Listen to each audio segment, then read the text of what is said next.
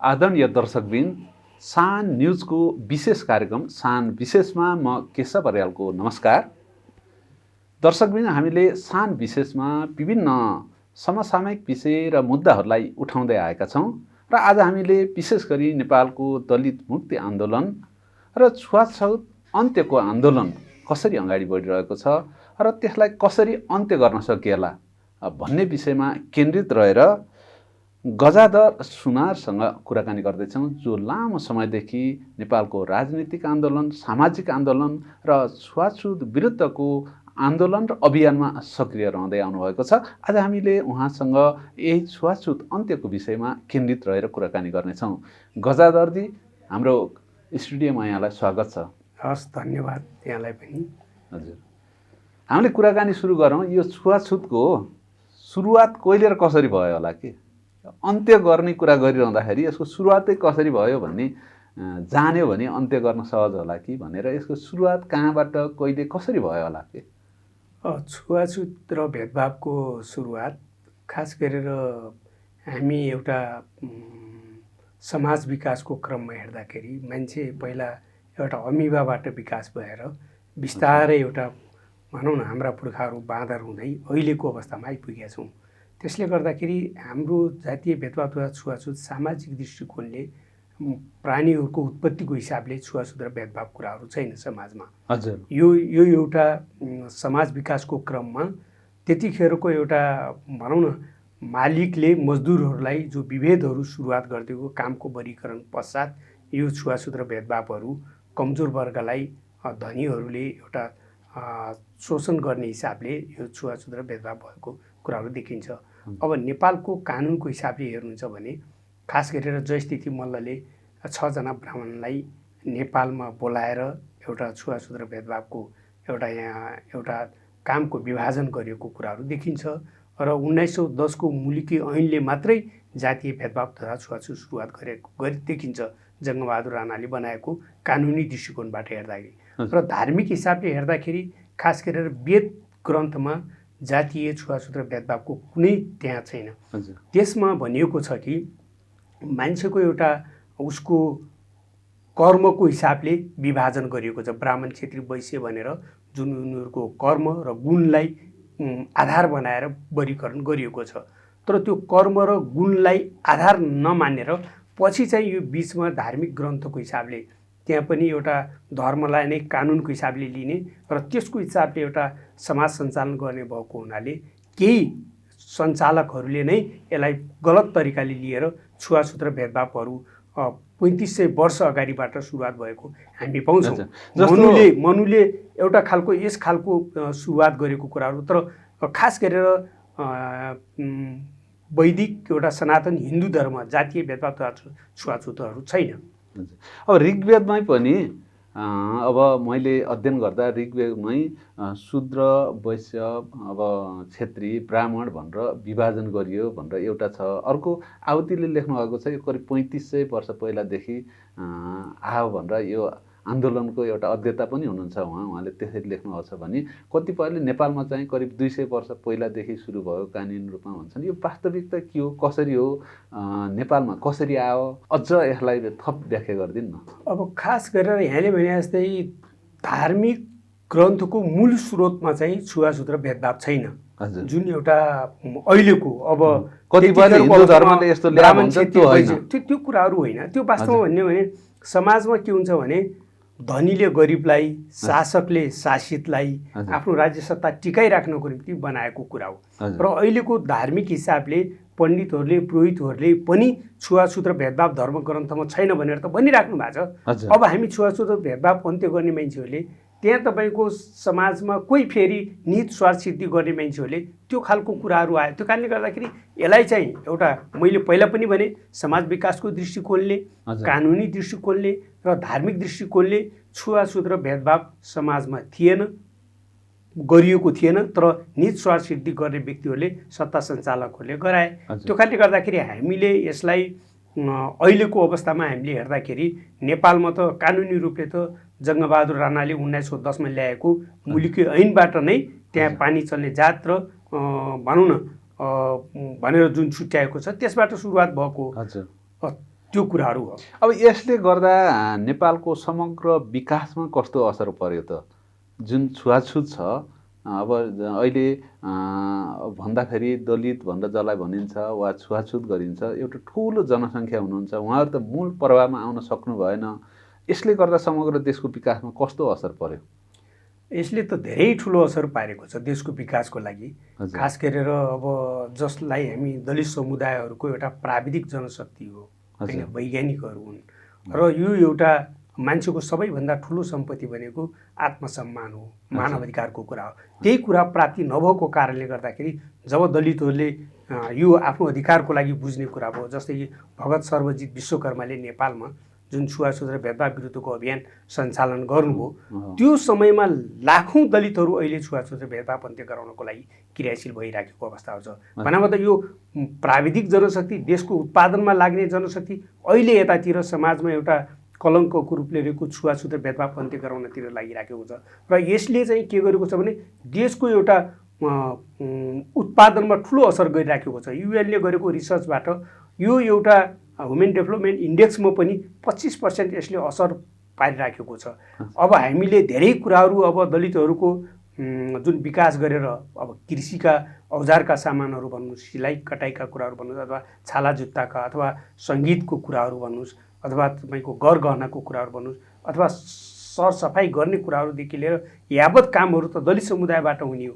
तर त्यो समुदायहरूलाई अहिले यो विभेदको कारणले गर्दाखेरि उनीहरूको पेसाहरू पनि लोप भइराखेको छ र विश्वमा तपाईँको जुन एउटा देश आत्मनिर्भर बन्यो त्यो कुराहरू भइराखेको छ। एक खालले त प्राविधिक जनशक्ति हो नि, होइन? भन्नुहोस् न, स्वरोजगार सिर्जना गर्ने, राष्ट्रलाई हतियारहरूदेखि सबै अब सामानहरूको उत्पादन गर्ने प्राविधिक जनशक्ति हो नि। यसैलाई राज्यले, समाजले सर्टिफिकेट दिएर यसलाई त निश्चित शैक्षिक मापदण्डमा ढाल्न सक्यो भने पो राम्रो हुन्थ्यो होला नि, होइन र? एकदम इन्जिनियरै हो नि। हो, यो समाजको धेरै एउटा प्राविधिक जनशक्ति हो। त्यो कारणले गर्दा देशको त तपाईँको यो उत्पादनमा लाग्ने श्रम मेहनत त अहिले छुवाछुत र भेदभाव अन्त्य गर्छ। त्यो कारणले गर्दा यो समग्र दलितहरूको लागि मात्रै घाटा होइन, समग्र देशको लागि घाटा छ। र अर्को कुरा समाजमा के भइराखेको छ भने द्वन्द्व छ, सहकार्य छैन, सहभाव छैन, होइन? एउटा समाजलाई विकास भनिराखेका छौँ तर अब जाने कसरी त, होइन? त्यो कारणले गर्दाखेरि यो समग्र देशको लागि। र अर्को कुरा नेपालले अन्तर्राष्ट्रिय कानुनहरूमा पनि आफ्नो हस्ताक्षर गरिराखेको छ। 1948 को मानव अधिकार विश्वव्यापी घोषणापत्रमा छ। तपाईँको सर्टमा 1971 सबै प्रकार जातीय भेदभाव उन्मूलन सम्बन्धी महासन्धिमा हस्ताक्षर गरेको छ। हरेक 2 वर्षमा रिपोर्ट बुझाउनुपर्छ र त्यहाँ पनि आफ्नो एउटा शिर झुकाउनु पर्ने अवस्थाहरू छ। छुवाछुत र भेदभाव, मान्छेले मान्छेलाई छुन नहुने व्यवहार नेपालमा छ भनेर एउटा खालको यहाँको जतिसुकै लोकतन्त्र गणतन्त्र पनि लाजमर्दो, होइन? लाजमर्दो लोकतन्त्र गणतन्त्र शताब्दीमा, होइन? हजुर हो, 21औं शताब्दीमा मान्छेले मान्छेलाई छुन नहुने, घरभित्र प्रवेश गर्न नहुने भन्ने खालको एउटा जुन एउटा गलत खालको कुराहरू छ नि, त्यसले गर्दाखेरि यो विश्वमा नै हाम्रो एउटा जुन नेपालको मनोबल हो, यहाँको शासकहरूको मनोबल हो, त्यो पनि गिर्ने अवस्थाहरू भइराखेको छ। त्यो कारणले गर्दाखेरि यसले एउटा त समाजमा एउटा आर्थिक विकासमा अवरोध सिर्जना गरिराखेको छ, अर्को समाजमा सहकार्य र सहभाव भइराखेको छैन, अर्को कुरा आफैले हस्ताक्षर गरेका कानुनहरू कार्यान्वयन नहुँदाखेरि समाजमा एउटा खालको देशमा मात्रै होइन अन्तर्राष्ट्रिय सेक्टरमा पनि यसको विश्वसनीयतामा कमी आइराखेको छ। र हरेक तपाईँको 4-4 वर्षमा युपिआर भनेर जेनेभामा तपाईँको मानव अधिकार सम्बन्धीको तपाईँको त्यहाँ रिपोर्ट नेपालमा मानव अधिकारको अवस्था के छ, छुवाछुतको अवस्था के छ, महिलाहरूको माथि हुने भनौँ न विभिन्न खालका हिंसाहरूको अवस्था के छ भनेर जुन प्रस्तुत गर्नुपर्छ त्यहाँ एउटा जवाब दिनुपर्ने अवस्थाहरू छ। यस्तो खालको अवस्थामा नेपाल रहिराखेको छ।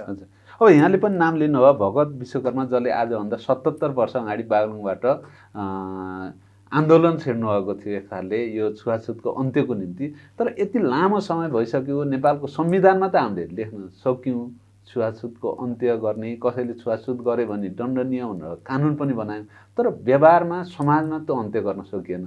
त्यो समाजबाटै उन्मूलन गर्न कसरी लाग्नु पर्ला? यसको मुख्य कारण के हो भने खास गरेर दलित समुदाय भनेको समाजमा एउटा कमजोर आर्थिक रूपले, सामाजिक रूपले, शैक्षिक रूपले भनौँ न हरेक दृष्टिकोणले पछाडि परेको समुदाय। यसलाई नै एउटा पहिलाको एउटा धर्मलाई नै आधार मानेर राज्य सत्ता सञ्चालन गरेर तीनवटा कुराबाट वञ्चित गरियो। एउटा चाहिँ अर्थ आर्जन गर्ने कुराहरू, शिक्षा प्राप्ति गर्ने र राज्य सत्तामा सहभागिता हुने कुराहरू। र यो राज्य सत्तामा सहभागिता दलित समुदायको नहुँदाखेरि देशमा भएको प्राकृतिक स्रोत साधन र देशमा कलेक्सन भएको राजस्वहरूको कार्यान्वयन गर्ने ठाउँमा दलितहरू पुग्न सकेनन्, जसले गर्दाखेरि त्यसको कार्यान्वयन गर्ने भनेको राजनैतिक दलहरूले, पार्टीहरूले हो हैन, त्यहाँको सत्ता सञ्चालकहरूले। तर त्योदेखि टाढा भएको हुनाले यो एउटा जातीय छुवाछुत र भेदभाव 1997 देखि भगत सर्वजित विश्वकर्माले जुन सुरुवात गर्नुभयो त्यसको अहिले पनि अब एउटा आन्दोलन भइराखेको छ। तर यो एउटा निर्णायक ठाउँमा पुगिराखेको छैन। निर्णायक ठाउँमा पुग्ने भनेको अब दलितहरूले एउटा सोझो बुझाइको हिसाबले 7 सालको प्रजातन्त्र ल्याउनको लागि लडे, 46 सालको बहुदलीय व्यवस्था पुनर्स्थापनाको लागि लडे, माओवादी 10 वर्ष जनयुद्धको युद्धमा धेरैले आफ्नो कुर्बानी र आहुति गरे, 62-63 को जनआन्दोलनमा त्यस्तै गरेर दलितहरूले आफ्नो तर्फबाट आन्दोलनमा सहभागी भएर आहुति पनि दिए। तर ती आन्दोलनहरूमा दलितहरूको के थियो भने दुईटा मुद्दा थियो। एउटा चाहिँ समग्र देशको राजनैतिक व्यवस्था परिवर्तन गर्ने, अर्को कुरा चाहिँ दलितहरूको तपाईको स्तरमा रहेर काम गरिरहनु भएको छ। यहाँको आफ्नै पार्टीले चाहिँ कसरी उठाएको छ त्यो विषयलाई? अब यो हाम्रो पार्टीले यो मुद्दालाई चाहिँ अब विधानमै प्रावधान गरेको छ, समानुपातिक प्रतिनिधित्व हुनपर्छ भनेर। त्यो कारणले गर्दाखेरि अब यसको कार्यान्वयनको चरण आउँदैछ। अब महाधिवेशन हुन्छ, महाधिवेशनबाट यसलाई कार्यान्वयन गरेर जाने भन्ने खालको कुरा छ। अब डाक्टर बाबुराम भट्टराईले पहिलादेखि नै अब नेपालको संविधान आधा गिलास भरि छ आधा गिलास खाली छ भन्नुभएको छ। वास्तवमा भन्यो भने त्यो अवस्था ठिक हो। दलितहरूको मुद्दाहरू पनि पहिलाको तुलनामा केही सम्बोधन भएको छ, तर धेरै मुद्दाहरू बाँकी छन्। अन्तिम संविधानमा भएको पहिलो ड्राफ्ट थियो, त्यसमा धेरै कुराहरू थियो, तर पछाडि कटौती भएर आइराखेको छ। अहिले पनि समग्र दलितहरूलाई एउटा जुन एउटा हाम्रो एउटा भनाइ के हो भने समानुपातिक प्रतिनिधित्व भन्ने कुराहरू यहाँको राज्य सत्ता सञ्चालन गर्ने मान्छेले बुझ्नुपर्छ। यो देशैभरिका सबै जनतालाई जोड्ने मुद्दा हो, यो डिभाइड गर्ने मुद्दा होइन। त्यो कारणले समानुपातिक प्रतिनिधित्व कायम गराउनुपर्छ। त्यो कार्यान्वयन गर्दाखेरि जनताहरूले आत्मसन्तुष्टि द्वन्द्वको कुराहरू कमी हुनसक्छ। मुख्य कुरा तपाईँको के हो भने सबैभन्दा पछाडि परेको समुदायहरूलाई दिँदाखेरि यहाँको भनौँ न हुने खाने मान्छेहरूले विरोध गर्न पर्ने किन? बुझ्दै नबुझेर एउटा खालको राज्य सत्तामा त यहाँको पुँजीपति धनी मान्छेहरूलाई त सत्ता सञ्चालकहरूलाई त पहिलादेखि नै आरक्षण छ नि, नाम नबने पनि अटोमेटिक आरक्षण छ। दलितहरू त पछाडि परेका कारणले हामीलाई आरक्षण चाहियो भन्ने हामीले मुद्दा उठाइराखेको। त्यो कारणले गर्दाखेरि यो भावनामा बग्ने कुराहरू होइन।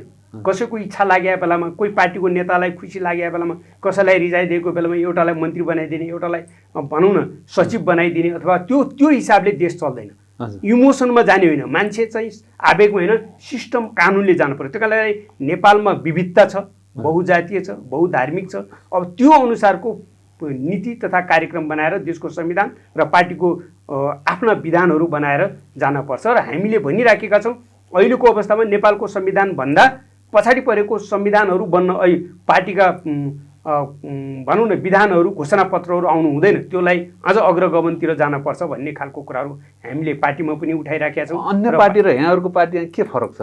अरू पार्टीले नि यो उठाएछन् कि उठाएको छैन यसरी? अब मलाई के लाग्छ भने हेर्नुहोस्, अब परिवर्तन चेन्ज दुईटा ठाउँबाट हुने हो। हजुर, एउटा चाहिँ बटमबाट हुने हो, अर्को चाहिँ टपबाट हुने हो। नेपालका जनताहरूले बटमबाट परिवर्तनको लागि 62-63 को जनआन्दोलन पश्चात दिइसके त्यो म्यान्डेट। तर अब गर्न पर्ने टपबाट हो। भनेको मतलब देशको प्रधानमन्त्रीले यो खालको लिड गरेर जान पर्ने हो। देशमा रहेका सामाजिक आर्थिक विभिन्न समुदायका मुद्दाहरूलाई सम्बोधन गरेर देशको भनौँ न राष्ट्रिय अन्तर्राष्ट्रिय परिस्थिति र यहाँको स्रोत साधनलाई ध्यानमा राखेर, यहाँको भनौँ न हरेक चिजलाई ध्यानमा राखेर नीति बनाएर प्रोग्राम बनाएर त्यो जान पर्ने हो। तर यहाँ चाहिँ के देखियो भने जति पनि यो देशको प्रधानमन्त्री यहाँ अहिले कहिलेकाहीँ के भन्ने गरिन्छ भने होइन जनताहरू उठ्न पर्यो भन्ने खालको। जनता कतिपटक उठ्ने? जनताले उठेर त संविधान बनाएर देशको प्रधानमन्त्रीलाई अधिकार दिइसके नि। अब त्यहाँबाट टपबाट नहुने, आफू त्यो अनुशासनमा नबस्ने, आफूले जनताको भावना अनुसार काम नगर्ने, अनि फेरि जनतालाई फेरि मुद्दा दिने, अल्म ल्याउने खालको काम कुराहरू हो। त्यो कारणले गर्दाखेरि हाम्रो पार्टीमा त्यो खालको कुराहरू डाक्टर बाबुराम भट्टराईको नेतृत्वमा जुन काम भयो, अर्थमन्त्री भएको बेलामा, प्रधानमन्त्री भएको छोटो समयमा जुन काम भयो, त्यो त सबै नेपाली जनताहरूले देखिराखेका छन् नि। उहाँमा जुन विचार र दृष्टिकोण उहाँले खुला हिसाबले राख्नुहुन्छ, त्यो समाजमा भोटको हिसाबले होइन। मेरो जनताहरू रिसाउनन् अथवा उनन् भन्ने खालको कुराहरू होइन कि आफ्नो भ्रमले आफ्नो विचारले सत्य के हो त्यो बोल्नुहुन्छ। देखेको कुराहरू चाहे अल्पमतमा परे पनि चाहे रुचाउन नरुचाउन प्रष्ट हिसाबले बोल्ने भएको हुनाले त्यही विचार र दृष्टिकोणलाई आत्मसात गरेर हामी पार्टीमा आबद्ध भएका हौँ। तर अब यहाँ के छ भने मल्टी पार्टी सिस्टममा तपाईँको बहुमत आउनेले सत्ता सञ्चालन गर्ने हो। मलाई लाग्छ तर हामी मुद्दा हाम्रो त्यही ठाउँमा अहिले सबैले अब नेपालमा भएका अरू पार्टीहरूले पनि समृद्धिको मुद्दाहरू आइराखेको छ। अहिले पनि अब निर्वाचन प्रणाली हेर्नुपर्छ भन्ने खालका कुराहरू छ। अहिले पनि अब जनताहरूले एउटा आफ्नो पहिचानको कुराहरू मुद्दाहरू उठाइराखेका छन्। त्यो कारणले गर्दाखेरि डाक्टर बाबुराम भट्टराईले नेतृत्व गरेको पार्टीबाट जुन मुद्दाहरू छ अरू पार्टीहरू र यो पार्टीमा केही भिन्नता छ भन्ने मलाई लाग्छ। अब भावी दिनमा नेपालको यो छुवाछुत अन्त्य वा दलित मुक्ति आन्दोलन कसरी अगाडि बढाउनु पर्ला? अब हामी लगभग अब अन्तिमतिर पनि जान्छौँ। अब भावी आन्दोलनको कार्यदिशा कस्तो होला, कसरी गर्ने? अब भावी अब म दलित समुदायको एउटा व्यक्ति भएको हुनाले हामीले दुई लाइन सङ्घर्ष अनिवार्य चलाउनुपर्छ। एउटा चाहिँ पार्टीभित्रै पनि छुवाछुत र भेदभाव अन्त्य गराउने, अर्को समग्र एउटा समुदायबाट भनौँ न छुवाछुत र भेदभाव अन्त्य गराउने। र यो छुवाछुत र भेदभाव अन्त्य गराउनको निम्ति मल्टी पार्टी सिस्टममा मेरो कन्क्लुजन के हो भने अब जनताले कन्ट्रोल गर्ने भनेको हामी दलितहरूले दिने भनेको भोट मात्रै हो। जनताहरू यहाँको नेताहरू यहाँको ठुलो मान्छेहरू हामीसँग अनुरोध गर्न आउने भनेको भोट हो। त्यो जनताहरूले दुईटा खालको तलको जनताहरूले भोट कहाँ प्रयोग गर्ने कसरी जाने भन्ने कुराहरू आफ्नो मुद्दा कसले बोकेर लिन्छ कसले सही ठाउँमा पुर्याउँछ भन्ने छान्नेर दिने एउटा रणनीति त्यो हो। अर्को एउटा कुरा के हो भने त्यसले नै तपाईँको देशमा एउटा खालको सकारात्मक वातावरण बनाउँछ। हामी पहिलादेखि नै हामी यही हो हामी यसैमा हो भन्यो भने हाम्रो मुद्दा सम्बोधन हुँदैन, किनभने त्यो टेस्ट भइसक्यो। गर्ने मान्छेले अर्थमन्त्री भएको बेलामा पैसा नछुट्याउने अनि बाहिर बसेको बेलामा छुवाछुत भेदभाव छ तपाईँहरूको ठुलो समस्या छ भनेर शिक्षाका कार्यक्रम गरेर गुनासो पोखेर के अर्थ? भएको बेलामा गर्न पर्यो, भएको बेलामा गर्नु पर्यो। त्यो कारणले गर्दाखेरि मेरो हिसाबले जातीय भेदभाव तथा छुवाछुत अन्त्य गर्नको लागि धेरै एक्टर छन्। त्यसमध्येमा अब निर्णायक एक्टर भनेको तपाईँको सरकार बन्न पर्छ। तर दलितहरू आफ्नो मुद्दाको हिसाबले अगुवाई गर्ने त छँदैछ। फेरि दलितहरू अन्यायमा छन्, जहिले सुकै यही मुद्दामा लागिराख भन्दाखेरि त्यही खालको देखिन्छ। अहिलेको सरकारको रणनीति अहिलेको पार्टीहरूको रणनीति भनेको के हो भने दलितहरूलाई छुवाछुतको मुद्दामा लागिराख आफूले आर्थिक समृद्धि गरेर जाने खालको देखिन्छ। तर यो कुरालाई चिर्नको निम्ति अब मलाई के लाग्छ भने अब यहाँको राजनैतिक दलहरूले सरकारले चाह्यो भने यो मुद्दा ठुलो हो मलाई लाग्दैन। 10 वर्षभित्र छुवाछुत र भेदभाव अन्त्य भएर जान्छ। त्यसको लागि एउटा गोलमेज सम्मेलन गर्नुपर्छ, सर्वदलीय सर्वपक्षीय गोलमेज सम्मेलन गरेर त्योबाट दलितहरूले चाहेको मुद्दा के छ सबै दलमा लागेका यहाँका राजनैतिक दल र दलितहरूका सबै सांसदहरू सङ्घ संस्थाका साथीहरू मानवाधिकार कर्मी बसाएर के गराउने एउटा त्योबाट एउटा रणनीति निर्माण गर्ने र त्यसलाई चाहिँ कार्यान्वयन गरेर जानुपर्छ। र त्यसको लागि के हो भने बजेट चाहिँ चाहिन्छ। बिना बजेट बिना स्रोत साधन काम हुँदैन। यहाँ त कस्तो छ भने काम गर्ने भन्ने बिना स्रोत साधन काम हुँदैन। छुवाछुत अन्त्य गर्नको लागि जनताको बिचमा जान पर्यो। यहाँ राजनैतिक दल तपाईँको धार्मिक सङ्घ संस्थाहरू त्यसबारे सामाजिक सङ्घ संस्थाहरू मानवाधिकार कर्मीहरू सबैले एउटा संयुक्त एउटा अभियान सञ्चालन गर्ने हो भने छुवाछुत भेदभाव अन्त्य भएर जान्छ। र यसको लागि मैले देखेको के हो भने अब हामी अधिकार कर्मीको हामी राजनैतिक दलमा लागेका व्यक्तिहरूले भोटको मूल्य बुझाउन पर्छ। एउटा तलको जनतालाई बटम अप उठाउनको निम्ति र माथि छ तपाईँको नीति निर्माण गरेर कार्यान्वयन गराउने ठाउँमा। जस्तो कि प्रहरीहरूले अहिले पनि मुद्दाहरूलाई छुवाछुत र भेदभाव खै धार्मिक व्यक्तिले टिकाइराख्नु भएको छ भन्ने मलाई त त्यस्तो लाग्दैन। किनभने नेपालको कानुनले छुवाछुत र भेदभाव अन्त्य गरिसक्यो। अब कानुन त कार्यान्वयन गराउने भनेको प्रहरीको काम हो। प्रहरीले कारबाही गर्ने हो भने त छुवाछुत अन्त्य भएर जान्छ। म विश्वका धेरै देशहरूमा गएँ हेरेँ दुईटा चिजले काम हुन्छ। हेर्नुहोस् संसारमा तपाईँको दुईटा, एउटा चाहिँ पोजिटिभ वेबाट उत्प्रेरणा दिएर अर्को चाहिँ डर देखाएर कानुन कार्यान्वयन। कानुन कार्यान्वयन भनेको डर देखाउने हो। उत्प्रेरणा भनेको राम्रो काम गर्ने मान्छेलाई प्रमोसन गर्ने हो अथवा कर्मचारीमा बढुवा गरिदिने हो कि प्रोत्साहित गर्ने हो अथवा तपाईँको फुलमाला लिएर सम्मान गर्ने हो कि कर्मचारी भएपछि उहाँको बढुवा गरिदिने हो कि त्यो खालको रणनीति लिन पर्छ। र यो रणनीति दुईटा वेबाट, एउटा चाहिँ फियर देखाउने अर्को मोटिभेसनल पाटो। यो दुईटै पाटोबाट पहिला चाहिँ हामी मोटिभेसनको पाटोबाट जाने हो होइन। भएन भने दण्डित गर्ने काम कुराहरू गर्नुपर्छ। यही एप्रोचमा सरकार प्लस हामी अधिकार कर्मीहरू लाग्यौँ भने छुवाछुत र भेदभाव अन्त्य भएर जान्छ। हजुर, अब हामी कार्यक्रमको अन्त्यमा जाउँ। यहाँलाई यही विषयमा केही भन्न लागेका केही छुट्टिया कुरा छन् कि? अब मेरो विचारले के लाग्छ भने अब यो एउटा दलितहरूको समस्या दलितहरूको मात्र होइन, समग्र देशको समस्या हो। कहिलेकाहीँ बाहिरबाट सुन्ने गरिन्छ, दलित शब्द किन राख्नुहुन्छ तपाईँहरू भन्ने खालका कुराहरू हुन्छ। अब यसलाई हटाउनुपर्छ भन्ने खालकाहरू, समाधान गर्ने होइन झन् बल्झाउने खालका कुराहरू। दलित शब्द राखिरहनुपर्छ भनेर कसैले भनेको छैन। समाजमा जातीय छुवाछुत, भेदभाव, अन्याय, अत्याचार जतिखेर अन्त्य हुन्छ तबदेखि दलित शब्द हामी हटाउन चाहन्छौँ। हामी विभिन्न दलितहरूलाई एउटा शक्तिको रूपले आइसकेको छ। र अर्को कुरा, दलित शब्दलाई हेर्ने दृष्टिकोण पोजिटिभ हुन पर्यो होइन। त्यो कारणले गर्दाखेरि समाजमा अब हामीले अन्याय अत्याचार हुँदासम्म त शब्द रहन्छ नै। त्यो कारणले गर्दाखेरि राजनैतिक दलहरूलाई हाम्रो अनुरोध के हो भने यसलाई अन्त्य गराउनको निम्ति यहाँहरूसँग स्रोत साधन सारा चिज छ, इनिसिएसन लिनुहोस्, दोहोरो भूमिका नगर्नुहोस्, भोट ब्याङ्कको हिसाबले दलितलाई नबनाउनुहोस् र दलितहरू पनि भोट ब्याङ्क बन्नेबाट सचेत भएर आफ्नो अधिकारको लागि जानपर्छ भन्ने मलाई लाग्छ।